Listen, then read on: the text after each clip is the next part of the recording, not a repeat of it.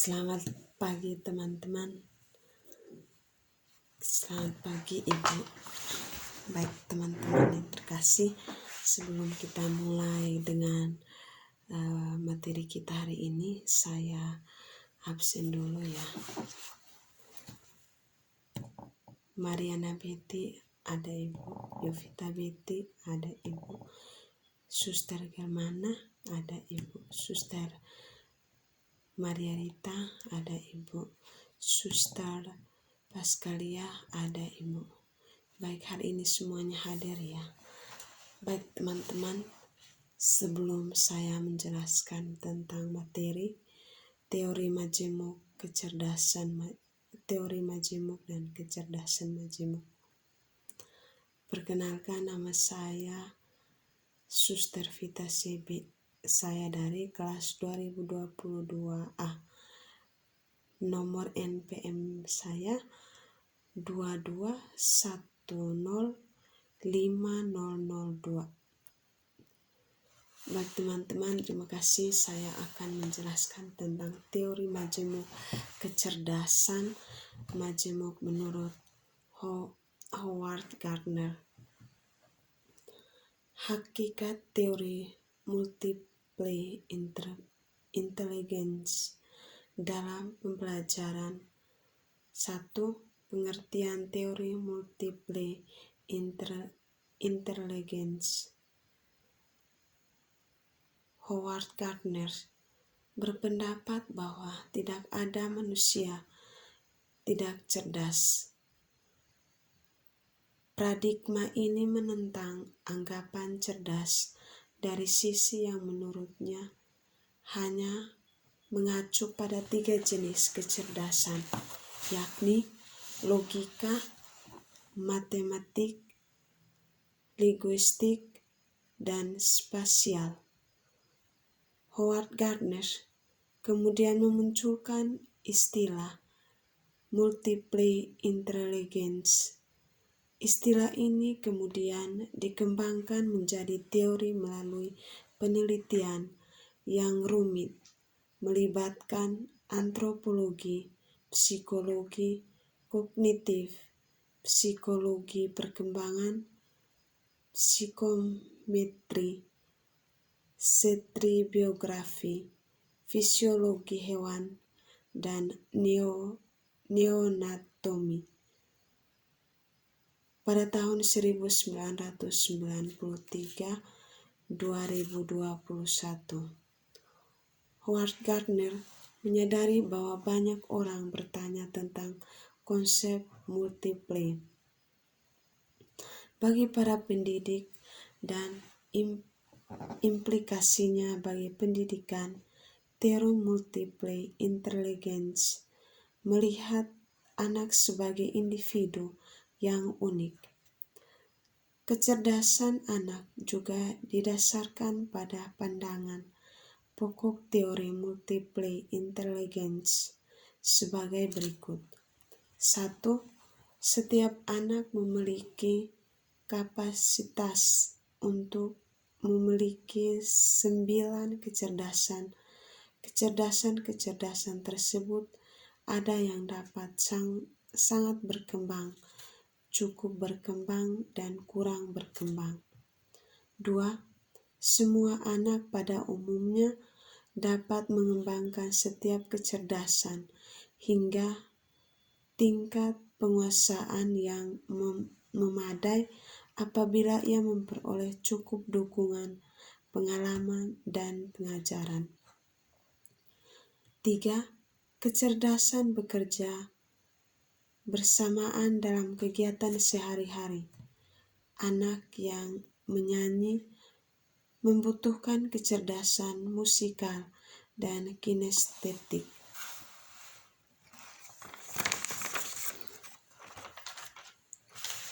4.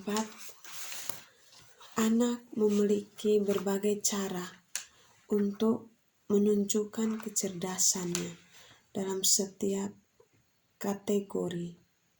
Anak mungkin tidak begitu pandai meloncat tetapi mampu meronceng dengan baik, atau kecerdasan kinestetik, atau tidak suka bercerita tetapi cepat memahami apabila diajak berbicara.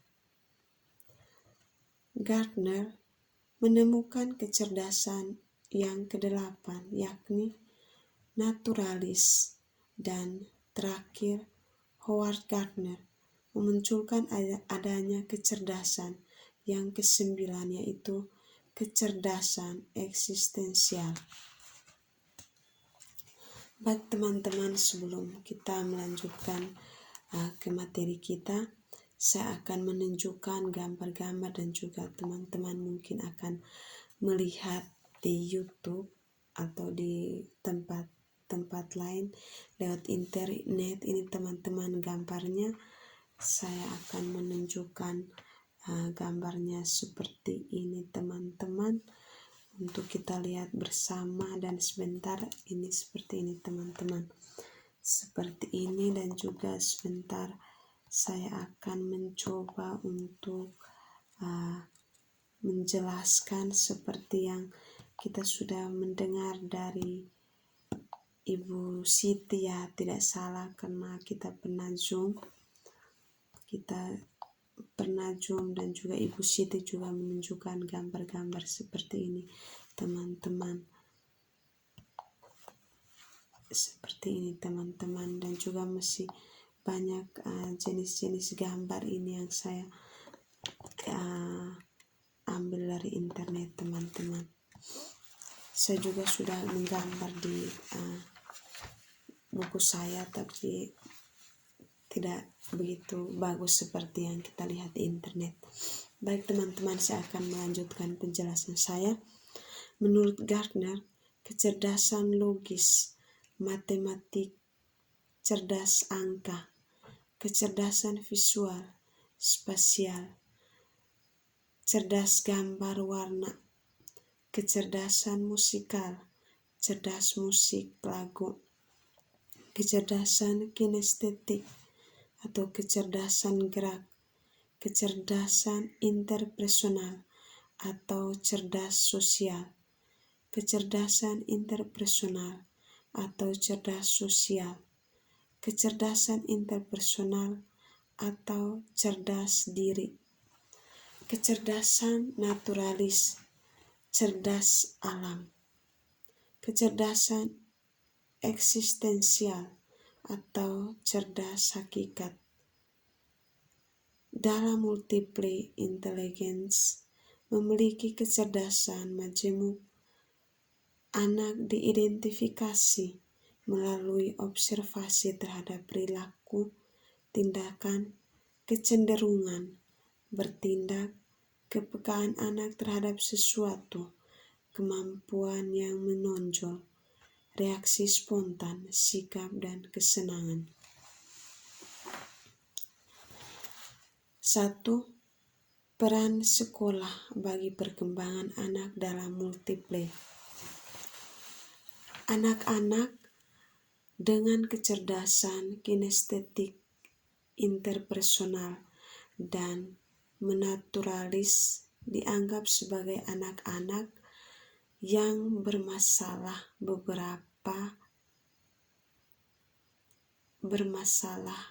pendidik, bahkan mengecap mereka sebagai anak yang hiperaktif, kuper, dan jorok.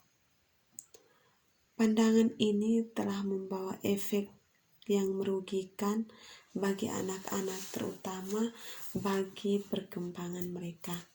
Contohnya seperti yang kita menjadi guru ini, kita harus sabar mendampingi anak-anak dan juga menjaga agar tidak melukai dengan cara marah, melarang anak-anak, atau bicara hal-hal yang buruk, karena itu akan mengganggu pertumbuhan dan perkembangan anak menjadi takut, tidak percaya diri, dan anak tidak berkembang.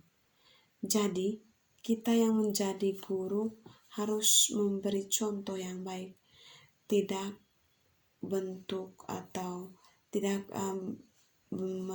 mendidik anak dengan marah atau bentak anak-anak, itu akan mengganggu anak-anak. Baik teman-teman, saya ambil beberapa sumber, itu saya ada ambil dari buku, itu ada 4 sumber teman-teman yang akan saya jelaskan sebentar. Baik teman-teman, kita akan melanjutkan penjelasan kita tentang pengertian kecerdasan majemuk. Kecerdasan majemuk adalah salah satu teori belajar yang dikemukakan oleh Howard Gardner. Gardner merupakan pakar pendidikan yang psikologi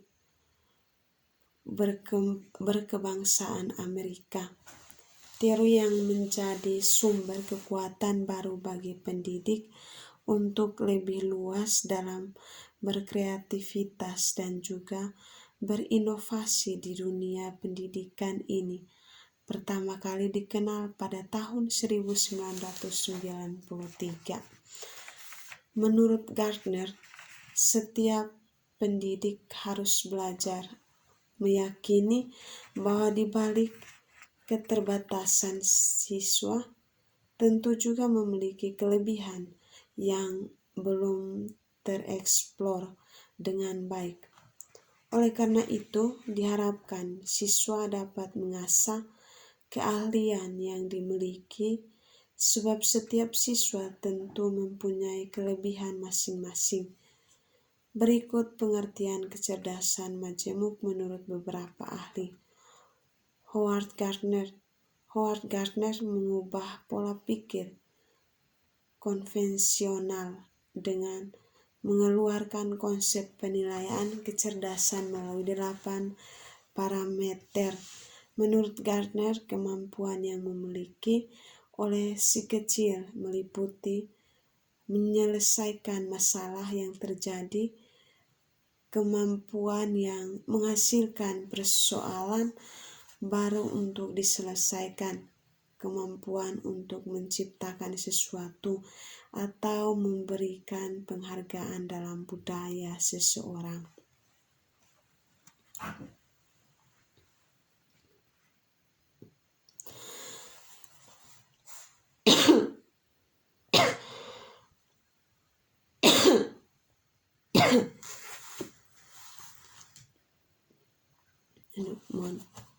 Mohon maaf teman-teman.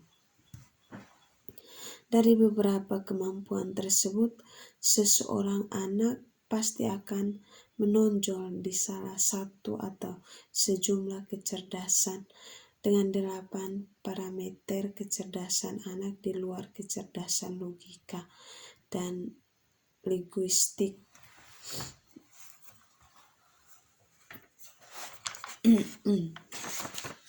Baik teman-teman, kita akan melanjutkan penjelasan kita tentang kecerdasan majemuk. Verbal atau linguistik, matematikal atau logikal, musikal atau ritmik, visual atau spasial, bodily atau kinestetik, naturalis, interpersonal, filosofikal, moral atau etikal. Thomas Armstrong menyebutkan bahwa setiap anak dilahirkan ke dunia dengan membawa potensi yang memungkinkan mereka menjadi cerdas. Contoh sifat natural yang dimaksud Thomas: rasa ingin tahu, daya eksplorasi, vitalitas, spontanitas, dan fleksibilitas. A. Observasi yang lebih akurat, baik berupa tempat, pelaku, objek kegiatan, perbuatan atau peristiwa. Observasi dibagi menjadi 2, yaitu itu observasi secara langsung, artinya observasi dilakukan langsung kepada objek di tempat kejadian atau tempat berlangsungnya peristiwa. Kedua, observasi tidak langsung dilakukan tidak pada saat kejadian berlangsung atau objek yang akan diteliti. 3. Dokumentasi hasil karya. Dengan mendokumentasikan setiap karya yang dibuat oleh anak, maka anak dapat merangsang ingatan atau peristiwa apa yang terjadi pada saat itu. Artinya, anak akan menilai sesuatu hal dengan kejadian yang terjadi saat itu atau dulu. C. Portofolio. Portofolio digunakan dalam kegiatan yang menyangkut sejumlah bidang kegiatan yang masing-masing memiliki arti yang berbeda. Menurut Howard Gardner, memunculkan adanya kecerdasan yang kesembilan, yaitu kecerdasan eksistensial. Kecerdasan memiliki karakteristik yang berbeda-beda.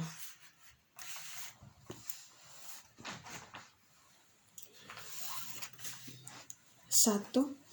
Kecerdasan bahasa atau linguistik. Kecerdasan majemuk verbal, bahasa atau logistik merupakan kecerdasan yang memiliki kepekaan terdapat kebermaknaan bahasa yang diliputi tata bahasa, struktur, kalimat, bunyi, fungsi, dan permainan bahasa, seperti senang berbicara, senang bercerita, senang menulis, menyukai kegiatan literasi, punya banyak perbendaharaan kata dan lainnya, menulis, membaca, dan juga berpidato, suka melontarkan humor, dan bisa menjelaskan sesuatu dengan baik. 2. Kecerdasan visual dan spasial. Kecerdasan ini terdapat ketertarikan terhadap sebuah gambar, lebih mudah menghafalkan wajah daripada nama, menyampaikan ide atau pendapat dengan sketsa, dan memiliki kompetensi yang kreatif dan imajinatif di dalam segala bidang, gambar, pola desain, serta tekstur. Kemampuan menggambar, melukis, membangun sesuatu, bermain warna, bermain possible, dan bermain lilin-lilin. Yang ketiga, kecerdasan musikal. Bagi seseorang yang memiliki kecerdasan musikal, tentu menyukai kegiatan senang bernyanyi, senang mendengar musik, bisa mengingat nada dan irama, seperti gitar, drum, piano, melodi, irama, nada suara, dan ketekunan menjadi sebuah musik. 4. Kecerdasan logika matematik.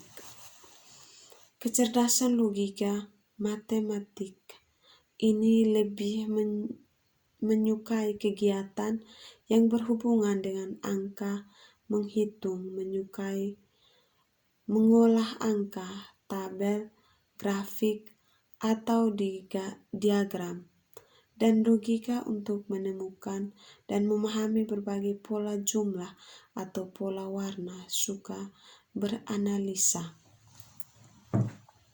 5. Kecerdasan interpersonal. Kecerdasan interpersonal biasanya dimiliki oleh seseorang yang memiliki jiwa sosial yang tinggi, dapat memahami perbedaan pola pikir, memiliki rasa percaya diri yang tinggi, super dan memiliki rasa empati yang besar bagi orang-orang yang berada di sekitarnya, seperti memiliki banyak teman, menunjukkan rasa empati terhadap orang lain atau sesama teman.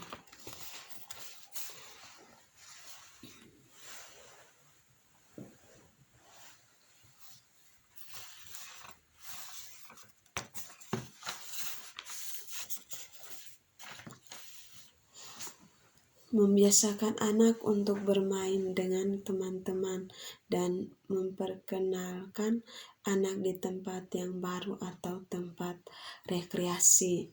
Jadi teman-teman yang punya anak bisa dengan mereka jalan-jalan ke toko, jalan-jalan ke tempat rekreasi agar anak-anak bisa tahu banyak hal. Baik teman-teman, saya lanjut yang keenam, kecerdasan interpersonal. Bagi pemilik kecerdasan interpersonal ini memiliki karakteristik yang cerdas dalam memahami diri sendiri, lebih suka menyendiri, suka merenung segala hal yang penting, suka membuat catatan penting, menulis diare.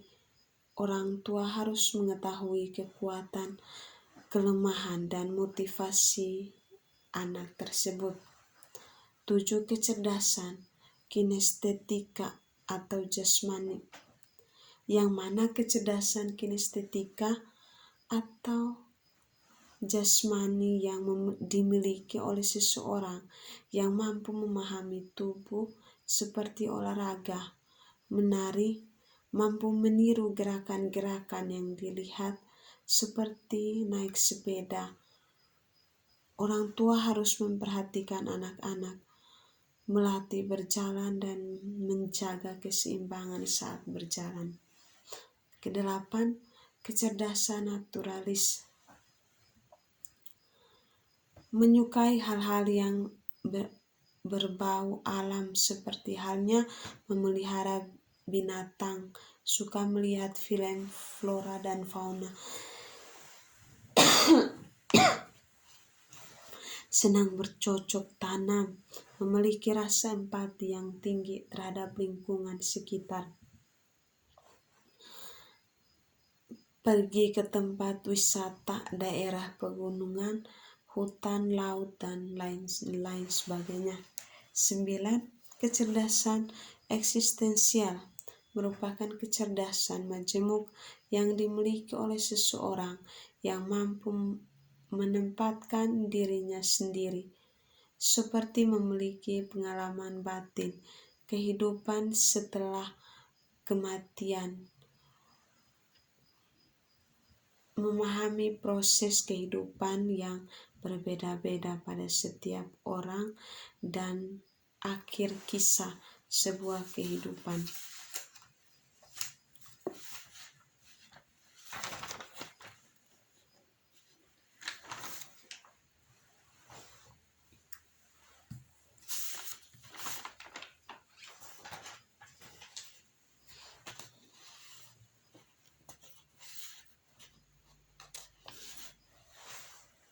Baik teman-teman, saya akan lanjut tips-tips meningkatnya kecerdasan majemuk pada anak. Kecerdasan pada anak tentu bisa kita tanamkan sejak dini mungkin. Anak akan bertumbuh dengan memperlihatkan kecerdasan apa yang dominan, dengan orang tua bisa mendukung apa yang dominan, dengan itu orang tua bisa mendukung apa yang sudah dimiliki oleh anak agar anak bisa terus berkembang. 1. Pantau hal-hal yang disukai anak. Langkah awal, cobalah untuk rutin menghabiskan waktu bersama anak, seperti apa saja yang anak sukai, seperti apa yang anak sukai maupun tidak disukai. Hubungan orang tua dan anak akan terjalin semakin dekat dan erat. Kedua, fokuslah pada kelebihan yang dimiliki oleh anak. Dengan adanya ini, orang tua harus fokus pada kelebihan yang dimiliki anak. Orang tua tentu harus membantu anak dalam mengasah kelebihan itu dan memberikan stimulasi yang tepat, seperti meningkatkan kecerdasan matematika anak, karena setiap anak memiliki kelebihan serta kekurangan masing-masing. 3. Dengarkan pendapat serta keinginan anak. Dengan mendengarkan pendapat anak, bukan hanya akan membuat yang dimiliki pada anaknya, seperti mengobrol, membaca cerita, dan menyanyikan lagu pada anak. 4. Anak seringkali dipaksa dan diberi beban harus sudah bisa membaca dan berhitung sendiri. Mungkin tentunya kecerdasan majemuk anak justru kelihatan diraih, seperti anak menyukai dunia musik. Jangan paksa anak dengan menyekolahkannya pada sekolah khusus lari. Anak akan merasa tidak suka, serta memaksakan keinginan anak membuat kecerdasan yang dimiliki pada anak tidak dapat berkembang dengan baik. Baik Ibu dan juga teman-teman, terima kasih atas penjelasan saya. Cukup sampai di sini, dan mungkin ada kata-kata atau kekurangan saya mohon maaf, dan kita saling mendoakan karena saya juga sementara ini belajar untuk berproses. Baik, itu saja dari saya. Terima kasih Ibu, dan juga terima kasih teman-teman yang mau setia dan juga sabar untuk mendengarkan saya. Semoga Engkau menganugerahkan mereka rahmat kesehatan ya Tuhan. Kuatkanlah kami dan sertailah kami, kuduskanlah kami. Amin. Baik, terima kasih. Penjelasan saya sampai di sini. Terima kasih Ibu.